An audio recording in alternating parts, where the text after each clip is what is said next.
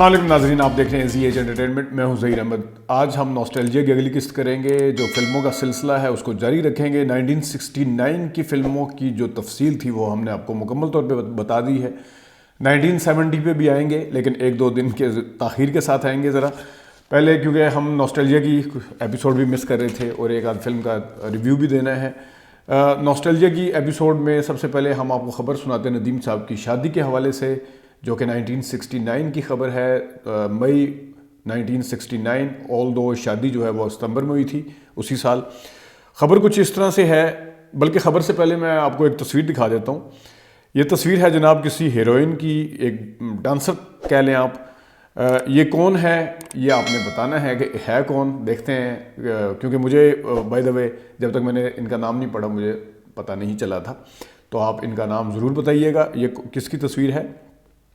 نیچے right side پہ اسی پیج کے اوپر ندیم کی شادی احتشام کی بیٹی فرزانہ احتشام سے اسی سال 21 ستمبر کو ہوگی، یہ خبر ہے. اور اس خبر کے مطابق آگے لکھا ہوا ہے کہ اداکار ندیم کی شادی مشہور ہدایت کار احتشام کی بیٹی فرزانہ سے 21 ستمبر کو ڈھاکہ میں ہوگی. یاد رہے کہ یہ خبر سب سے پہلے جنگ کے فلم ایڈیشن میں شائع ہوئی تھی. اس وقت فلم انڈسٹری کے دستور کے مطابق ندیم اور احتشام نے اس خبر کی تردید کی تھی. جب چکوری میں کاسٹ کیا تو فلم انڈسٹری کے علاوہ خود احتشام کے گھر والوں نے شدید مخالفت کی تھی، جبکہ فرزانہ کی حمایت ندیم کو حاصل تھی. فرزانہ کی نگاہ اس وقت پڑی جب فلموں میں ندیم کے اوپر، یعنی کہ فرزانہ کی نگاہ اس وقت پڑی جب فلموں میں آنے سے قبل ڈھاکہ کی ٹیلی ویژن پر ندیم گانے پیش کیا کرتے تھے. ندیم نے باقاعدہ اعلان 2 سال کے بعد میں وہ کیا، باقاعدہ طور پہ ندیم نے اس چیز کو مانا. آل دو بعد پہلے انہوں نے تردید کی تھی. ندیم صاحب کے حوالے سے آگے لکھا ہوا ہے کہ 2 سال کے مختصر عرصے میں، آپ کو پتہ ہے کہ 1967 میں وہ آئے تھے، تو یہ خبر 1969 کی ہے. 2 سال انہیں فلم انڈسٹری میں آئے ہوئے ہو چکے تھے. اس وقت تک وہ 6 فلموں میں کام کر چکے تھے.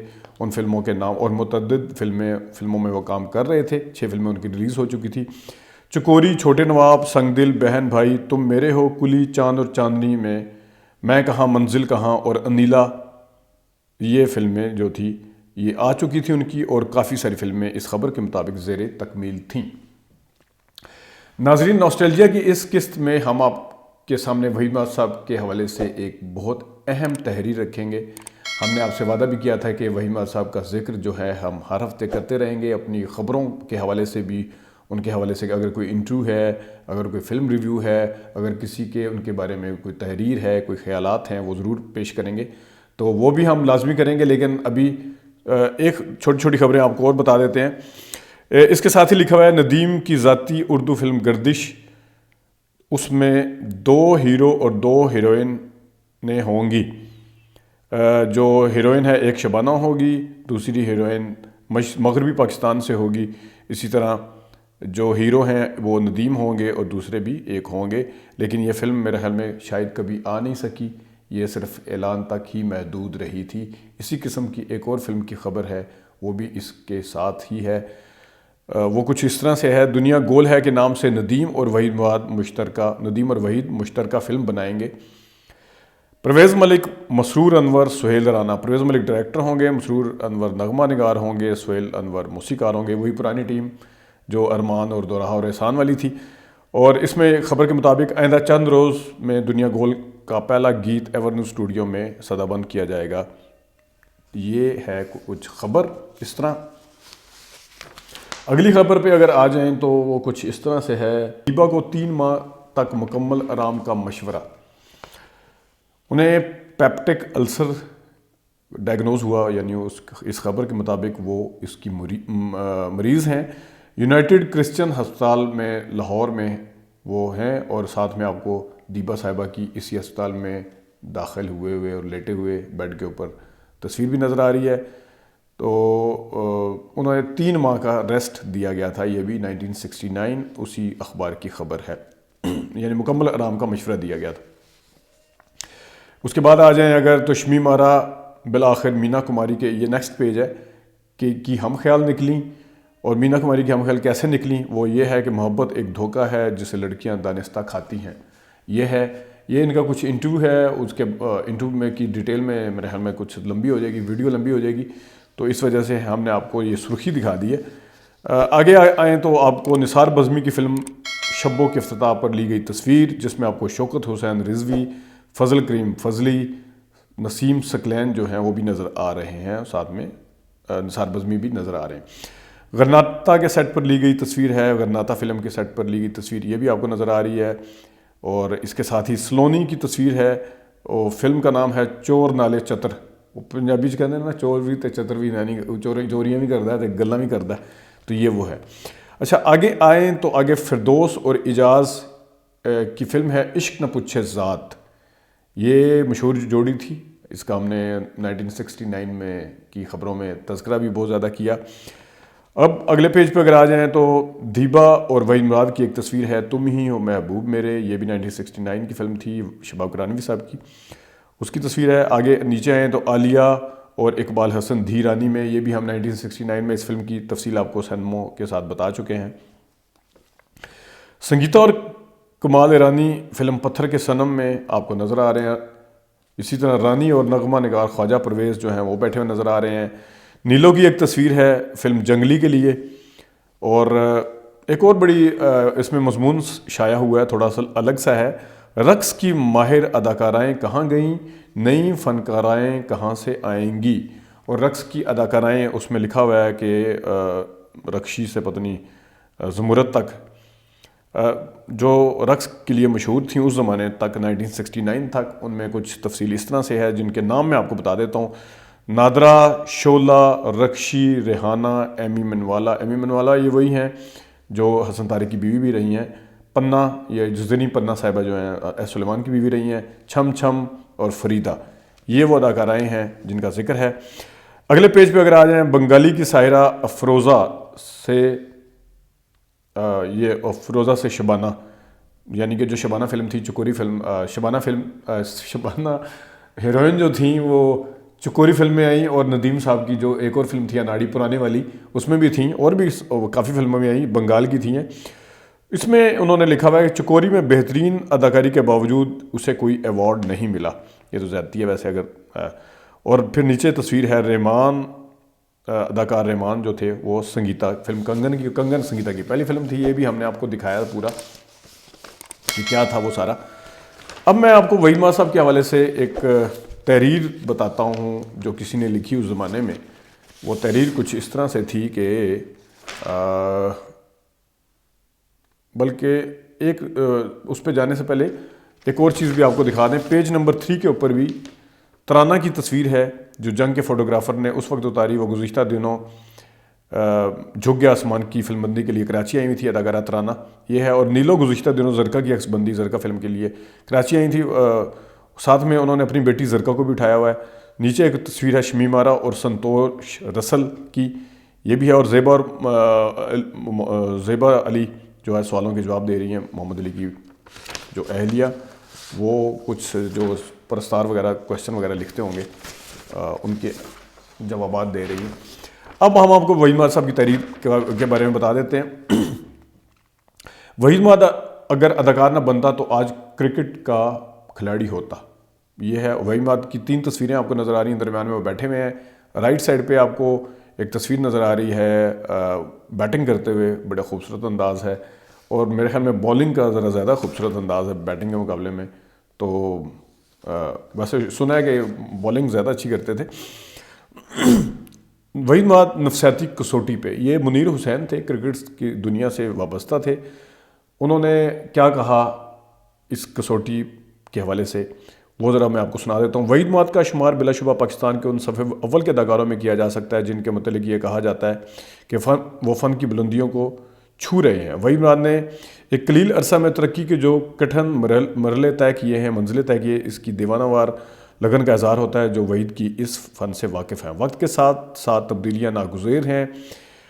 ایک وقت تھا جب وحید مراد اپنے کھلنڈرے پن کی وجہ سے مشہور تھا، آج یہ وقت اس کے عزم اور مستحکم ارادوں سے اسے شہرت کی نئی راہوں سے ہمکنار کیے ہوئے ہے۔ ایک زمانہ تھا جب وحید نے ڈرتے ڈرتے فلمی دنیا میں قدم رکھا، ان کے یہ الفاظ اب تک میرے کانوں میں گونج رہے ہیں، جب میں کرکٹ میں اپنے جذبہ شوق کی تکمیل نہ ہوتے ہوئے فلمی دنیا کو اپنایا تھا، وحید نے مجھ سے کہا تھا منیر صاحب میں کرکٹ میں نام پیدا کرنا چاہتا تھا لیکن حالات نے میرا ساتھ نہ دیا، اب میں نے فلمی دنیا سے لو لگا لی ہے۔ اگر میں کامیاب ہو گیا تو میری زندگی کا ایک نیا دور ہوگا، اگر خدا نہ خواستہ اگر میں اس میں ناکام ہوا، کامیاب نہ ہو سکا تو آپ کی کرکٹ کی دنیا میں واپس آ جاؤں گا۔ وحید کرکٹ کی دنیا میں دوبارہ واپس نہ آئے، وقت نے اس کی محنت، لگن اور عزم کا پورا ساتھ دیا، وہ کامیابی کی نئی منزلیں طے کرتا رہا اور نئی راہوں پر گامزن ہوا، پیچھے کرکٹ کی صرف چند یادیں چھوڑ گیا، ایسی یادیں جو آج بھی اس کے دل میں کسک بن کر اٹھتی ہیں۔ اکثر موقعوں پر سننے میں آیا کہ شہرت کے ساتھ ساتھ وحید خود بھی بتدریج بدلتا جا رہا ہے، اس کے مزاج کا انداز ایک ایسا رجحان اختیار کر رہا ہے جس میں ہمیشہ احساس ہوتا ہے کہ اس میں احساس برتری کی ضرورت سے زیادہ بڑھ رہی ہے۔ کچھ لوگوں کا کہنا ہے کہ جنجلاہٹ وحید کی طبیعت کا خاص حصہ ہے اور ان کے عوام میں مقبولیت اس پہ سونے پہ سہاگے کا کام کیا، جبکہ اکثریت کا خیال ہے کہ وحید مراد ملنسار، با اخلاق اور بردبار طبیعت کا مالک ہے۔ لوگ اس کی موجودہ شہرت کو بلند و بلا وجہ بدنام کرنے کے لیے اس سے عجیب و غریب خبریں وابستہ کرتے رہتے ہیں، قطع نظر اس کے کہ وحید کی شخصیت میں کون سا عنصر کم ہے اور کون سا زیادہ ہے۔ میں پہلے یہ واضح کر دینا مناسب سمجھتا ہوں کہ وحید سے میرے دو رشتے ہیں۔ پہلا ایک دوست کی حیثیت سے، جب میں نے ایک لمبا عرصہ میرے ساتھ اس نے کرکٹ کھیلی۔ دوسرا رشتہ آج کے اس وحید مراد کی شخصیت جو پاکستان کے لاکھوں فلم بینوں کا آئیڈیل ہے۔ وحید مراد کرکٹ کے دور میں بھی میرا پسندیدہ کھلاڑی تھا اور آج کے دور میں بھی میرا پسندیدہ فنکار ہے۔ یہ امر فطری ہے کہ میں وحید مراد سے بے بنیاد خبروں پر احتجاج کروں۔ وحید کی شخصیت آج بھی وہی انکساری اخلاق اور ہونٹوں پر مسکراہٹ لیے ہوئے ہے جس کو میں اپنی زندگی کا جس کو اس نے اپنی زندگی کا جز بنا رکھا ہے۔ زیر نظر مضمون میں نے وحید مراد کا ایک ہلکا سا نفسیاتی تجزیہ کرنے کی کوشش کی ہے۔ یہ منیر حسین کہہ رہے ہیں، جس سے ان کے پرستاروں کے سامنے اس کی شخصیت زیادہ واضح طور پر نمایاں ہو جائے گی۔ یہ پہلا موقع ہے کہ میں کسی فلمی فنکار پر کچھ لکھ رہا ہوں۔ کرکٹ میرا پسندیدہ موضوع ہے اور طبیعت کا جو کارجوان بھی ہر طرف کرکٹ لکھنے تک محدود ہو سکتا ہے۔ اس مضمون میں میرے الفاظ اس کا تسلسل ہے، اس کسوٹی پر پورا نہ اتر سکے جو ماہرانہ صحافیوں کا حصہ ہے، تاہم میں نے پوری کوشش کی ہے کہ میں اپنے خیالات کی مناسب طریقے سے ترجمانی کر سکوں۔ میں 1956 میں اعلان کے نام سے ایک ہفتہ روزہ اخبار نکالتا تھا۔ اعلان کا تعلق صرف کھیل کی دنیا سے تھا۔ 1956 میں پاکستان کرکٹ ٹیم بھارت کے دورے پر آئی ہوئی تھی۔ جیسے ہی ہماری ٹیم نے لکھنؤ ٹیسٹ جیتا، پاکستان میں کرکٹ کا انقلاب آیا۔ میں نے اپنے دوست صابر علی، مطلوب حسین اور جلیل کے تعاون سے ایک کرکٹ کلب قائم کی جسے بعد میں جنگ کرکٹ کلب کا نام دیا گیا اور میں اس کا کیپٹن منتخب ہوا۔ ایک دن میرے دوست خلیل جو پاکستان ٹبیکو میں اپنے ساتھ ایک نوعمر لڑکے کو لے کے آئے، ہمارے کلب میں پریکٹس کے لیے لائے اور اس سے بحیثیت وحید مراد تعارف ہوا۔ میرا دفتر چونکہ وحید مراد کے والد نثار مراد کے دفتر کے سامنے تھا، اس لیے وحید مراد گاہے بگاہے آنے لگا۔ جب اسے معلوم ہوا کہ میں پاکستانی کرکٹ ٹیم کی لندن روانگی کے موقع پر اعلان کا ایک خاص نمبر شائع کر رہا ہوں تو وہ بہت خوش ہوا اور وعدہ کیا کہ اس نمبر کی ترتیب میں وہ میرے ساتھ ہر ممکن تعاون کرے گا۔ وحید نے اپنے الفاظ کو عملی جامہ پہنایا مجھے کرکٹ کے موضوع کے اوپر۔ انہوں نے بے شمار انگریزی کتابیں دیں۔ وہ فرصت کے اوقات میں میرے دفتر آ کر مختلف مضامین کا اردو ترجمہ کر دیتا۔ میں اس کے لیے جو ترجمے سے آیا ہوتا تھا، مطلب وہ یہ بتا رہے ہیں اس کے حوالے سے، اسے نہ صرف کرکٹ کھیلنے کا ہی شوق ہے بلکہ اس سے متعلق لٹریچر، اس کھیل کی ٹیکنیک پر بھی اسے کافی عبور حاصل ہے۔ میں نے وحید کو باقاعدہ سنجیدگی کے ساتھ کرکٹ کھیلنے کا مشورہ دیا۔ وحید کی ابتدا سے ہی تیز بالر بننے کا شوق تھا وحید مراد کو۔ وہ ہر لمحہ خیالات کی دنیا میں کھویا رہتا، خود کو ایک انتہائی فاسٹ بالر سمجھتا اور پریکٹس کے دوران تیز بالنگ کر کے اپنے خیالات کی عکاسی کا ایک عمدہ مظاہرہ کرنا، ہم لوگ اس بات کا آپس میں اظہار کرتے تھے۔ وحید ایک دن پاکستان کی اظہار کیا کرتے ہیں کہ پاکستان کی قومی کرکٹ ٹیم میں تیز بالر کی حیثیت سے ضرور شامل ہوگا۔ ہمارے کلب میں ان دنوں اکرم الہی اور وقار اور حسن اور پتہ نہیں کیا کیا نام لکھے ہوئے، یہ ہوتے تھے سب سے ہمارے خیالات سے، سب ہمارے اس خیالات سے متفق تھے. اکثر وحید کو آ کر تیز بالنگ پر داد بھی دیتے تھے.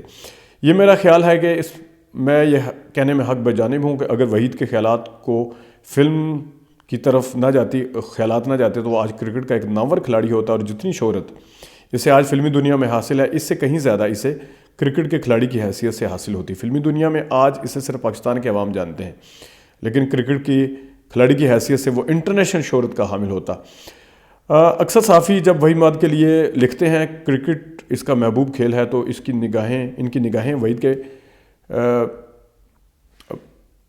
کے اندر چھپے ہوئے جذبات تک نہیں پہنچ سکتی. وہ ایک عرصے اپنے سینے میں جو اپنے چھپائے بیٹھا ہوا ہے.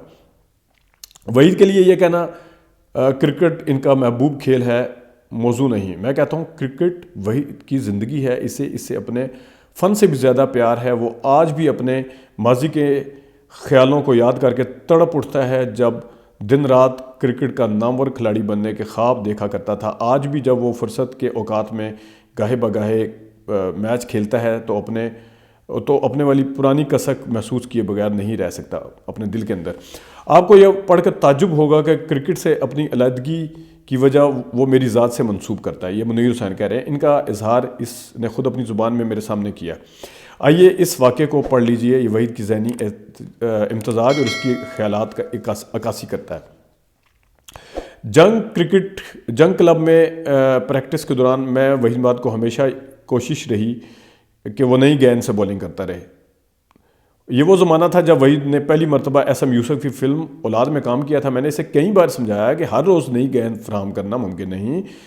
اس کے علاوہ دوسرے لوگ بھی اس کا ناخوشگوار اثر پڑنے کا اندیشہ ہے، وہ بھی اس قسم کا مطالبہ کریں گے. اگر میں تمہارے معاملے میں تمہاری بات مانتا ہوں تو دوسروں کو شکایت ہوگی. وحید نے اس وقت تو میری بات مان لی، مگر دوسرے دن سے وہ روزانہ اپنی نئی گیند لے کر آتا. ظاہر ہے مجھے اس سے کوئی سروکار نہیں تھا، اس کا اپنا ذاتی معاملہ تھا. اس واقعے سے آپ کو وحید کے حساس طبیعت کا احساس ہوگا. میں نے بحیثیت ٹیم کے ممبر کے اس نے میری بات ضرور مانی، مگر اپنے دل کی آواز اور جذبہ شوق کو برقرار رکھنے کے لیے اپنے خرچ سے ہی نئی گیند لانا شروع کر دی. اس سے اندازہ ہوتا ہے کہ اس میں دوسروں کے ساتھ اپنے ارادوں کی تکمیل کا بھی جذبہ موجود ہے. آگے لکھتے ہیں جناب صاحب کہ کافی دیر ایک واقعہ ہے کہ ایک میچ ہو رہا تھا، جو انہوں نے اس میں گزار کیا کہ ایک میچ ہو رہا تھا تو اس میں وحید ماد صاحب سے کافی دیر بالنگ نہ کی تو وہ پریشان ہو گیا، اور لنچ کے دوران مجھے کہنے لگا منیر صاحب اگر آپ مجھے یوں سمجھتے ہیں تو پھر اگر مجھے ایسا سمجھتے ہیں تو مطلب بالنگ نہیں کروانا چاہتے تو مجھے پریکٹس میں مجھ سے اتنی دیر تک بالنگ کیوں کرواتے ہیں. میں نے اس وقت تو اسے کوئی جواب نہ دیا، لیکن صبح اسے سمجھایا کہ کیپٹن کے کسی فیصلے پر اسے ایسے خیالات کا اظہار نہیں کرنا چاہیے. میں نے معذرت چاہی، اس نے مجھ سے معذرت چاہی اور کہنے لگا منیر صاحب میں اپنے شوق کے ہاتھوں مجبور ہوں. آج جب آپ نے مجھے بالنگ نہ دی تو میرے جذبہ شوق کو ٹھیس لگی اور یہ محسوس ہوا کہ آپ پریکٹس میں مجھے صرف وقت گزارنے کے لیے بالنگ کرواتے ہیں. میں نے وحید ماد کو بہت سمجھایا وہ اس سے میچ کے کوئی خاص اہمیت نہیں ہے اس میچ کی، تو میں نے اسے میچ سے بالنگ اس لیے نہیں دی کہ جن لوگوں کو میں پہلی بالنگ دے چکا تھا وہ کھلاڑیوں کو مسلسل آؤٹ کر رہے تھے تو انہیں تبدیل کرنا نامناسب تھا. وحید نے سادگی سے جواب دیا منیر صاحب ان بالرز پر اعتراض نہیں کر رہا، میں تو آپ کے اس فیصلے کا احساس دل میں لیے ہوئے ہوں کہ آپ نے مجھے نئی گیند کرنے کے قابل نہ سمجھا. تو باقی آگے پیج کے اوپر ہے، یعنی کہ آپ اندازہ کر سکتے ہیں کہ وہ کتنی معصومیت کے ساتھ ان کو جواب دے رہے ہیں کہ میں اعتراض نہیں کر رہا. وہ کہہ رہے ہیں کہ میں ان بالرز کو کیسے تبدیل کر سکتا تھا. خیر آگے پھر وہ لکھتے ہیں کہ وحید کے ان الفاظ سے اس کی ذاتی خودداری کا احساس ہوتا ہے. اس نے مناسب الفاظ میں میرے فیصلے اور اپنے خیالات کا جس طریقے سے اظہار کیا اس سے ظاہر ہوتا ہے کہ وہ اپنی شخصیت کا کس حد تک خیال رکھتا ہے. میں اس کے ان احساسات کو تکبر تصور نہیں کرتا بلکہ اس فعل کو اپنی شخصیت کو نمایاں کرنے کا جواز قرار دیتا ہوں. یہ حقیقت ہے کہ اس واقعے کے بعد وحید نے کرکٹ میں عملی طور پر دلچسپی لینا کم کر دی تھی. میں نے ایک مرتبہ اس سے پریکٹس میں اس کی غیر حاضری کے متعلق کہا تو اس نے ملے جلے جذبات کا اظہار کرتے ہوئے جواب دیا، منیر صاحب میں کرکٹ کا کھلاڑی بننا چاہتا تھا، میرے دل میں بڑے بڑے ارمان تھے، مگر آپ کے فیصلے نے میرے جذبات کو مجروح کر دیا۔ اب میں نے فلمی دنیا کی طرف لو لگا لی ہے، اگر کامیاب ہو گیا تو میری زندگی کا ایک نیا دور ہوگا، اگر خدا نہ خواستہ میں اپنے ارادوں کی تکمیل میں کامیاب نہ ہو سکا تو آپ کی کرکٹ کی دنیا میں ضرور واپس آؤں گا۔ وحید کرکٹ میں دوبارہ واپس نہ آ سکا، اس نے اپنی انتھک محنت، خیالات کی پختگی اور مستحکم عزم سے فلمی دنیا میں ایک مقام حاصل کیا۔ لوگوں نے اس نوجوان کی سیدھی سادی اور بناوٹ سے خالی اداکاری کو ہاتھوں ہاتھ لیا اور ہر نیا دن اس کے لیے ترقی کی نئی راہیں پیدا کرتا ہے۔ آج ان کا شمار، وحید ماد کا شمار ملک کے نامور فنکاروں میں ہوتا ہے۔ ان کے پرستار اس کی ایک جھلک دیکھنے کے لیے پیروں سے اس کا انتظار کرتے ہیں، اس کے دفتر کے نیچے کھڑے ہوتے ہیں۔ یہ دفتر آج بھی اسی جگہ موجود ہے۔ وحید ماد گاہے گاہے اپنے والد کے دفتر میں آتا ہے، مگر میرے اور وحید کے درمیان قریب ہوتے ہوئے بھی فاصلوں کی ایسی دراڑ پیدا کر دی گئی ہے یا دوری پیدا ہو گئی ہے جسے ہم دونوں میں سے کوئی کبھی پور نہ کر سکے۔ وحید اب میرے لیے ایک کھلاڑی کی بجائے ایک فنکار ہے۔ اس کے فن کے چرچے ہر خاص عوام کی زبان پر ہیں۔ ان کے پرستار اسے عظیم فنکار کے نام سے یاد کرتے ہیں، مگر میری نظر میں فنکار کبھی عظیم نہیں ہوتا۔ فنکار وہ ہے جو فن کی بلندیوں کو چھونے کے باوجود فن کی گہرائیوں کو پانے کی کوشش کرتا ہے۔ جتنا فن کو سمجھنے اور پانے کی کوشش کرتا رہے گا، شہرت اس قدر اس کے قدم چومتی رہے گی۔ اس کی مثال بالکل ایسی ہے جیسے سونا جتنا آگ میں پکتا ہے اتنا ہی آبداز ہوتا ہے۔ مجھے خوشی ہے کہ وحید نے فن کی بلندیوں کو چھونے کے باوجود اپنے کردار اور شخصیت میں اس جذبے کو پیدا نہیں ہونے دیا جسے لوگ غرور کا نام دیتے ہیں۔ ہو سکتا ہے کام کی زیادتی اور خیالات کی الجھنوں میں بعض اوقات جھنجھلا اٹھتا ہو، لیکن مجھے یقین ہے کہ اس میں بھی اس کے ارادے کو دخل نہیں ہوتا، بلکہ یہ اس کی وہ اضطراری کیفیت ہے جس کا احساس اسے خود اس وقت ہوتا ہے جب اس سے کوئی نامناسب بات سرزد ہو چکی ہوتی ہے، اور پھر وہ شرمیلے انداز میں معذرت خواہ ہوتا ہے۔ اس کے چہرے پر آج بھی وہی دلکش مسکراہٹ، زبان پر وہی نپے تلے جملے اور آنکھوں میں وہی انتظار ہے۔